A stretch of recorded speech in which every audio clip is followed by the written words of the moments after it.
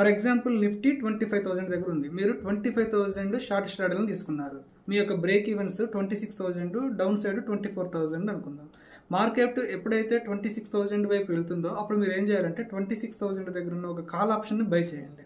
మీరు దానికోసం ఒక ప్రీమియం పే చేశారు కాబట్టి దాంట్లో హాఫ్ ప్రీమియం ఉన్నటువంటి, for example 27,000 call option half premium ఉందనుకుంటే అక్కడ 2 లాట్స్ సెల్ చేయండి. దానివల్ల మీ యొక్క బ్రేక్ ఈవెన్ జోన్ అనేది పెంచుకోవడం అనేది జరిగింది అనమాట. దాంతోపాటు మీరు ఎక్స్ట్రా 25,000 మీరు షార్ట్ తీసుకున్నారు కదా, 25,000 దగ్గర ఎక్స్ట్రా పుట్స్ని సెల్ చేస్తూ ఉండండి మార్కెట్ పైకి వెళ్తున్నంత కాలం.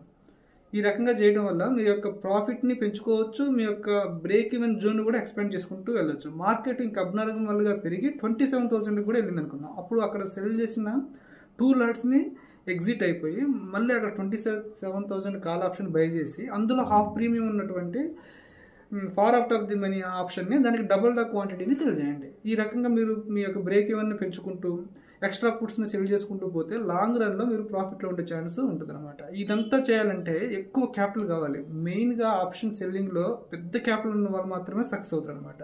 ఇది చిన్న క్యాపిటల్ ఉన్న వాళ్ళ కోసం అయితే అస్సలు కాదు. న్యూ కమర్స్ ఫోర్స్ఫుల్గా మాత్రం ఈ ఆప్షన్ ట్రేడింగ్లోకి రాకండి. మీకు ఇంట్రెస్ట్ ఉండి ప్యాషన్తో నేర్చుకోవాలనుకుంటే మాత్రమే ఆప్షన్ ట్రేడింగ్లో ఉండండి. దీనికి హ్యూజ్ క్యాపిటల్ కూడా అవసరం. చిన్న చిన్న క్యాపిటల్తో మీరు ట్రేడ్ చేయకండి. Thank you.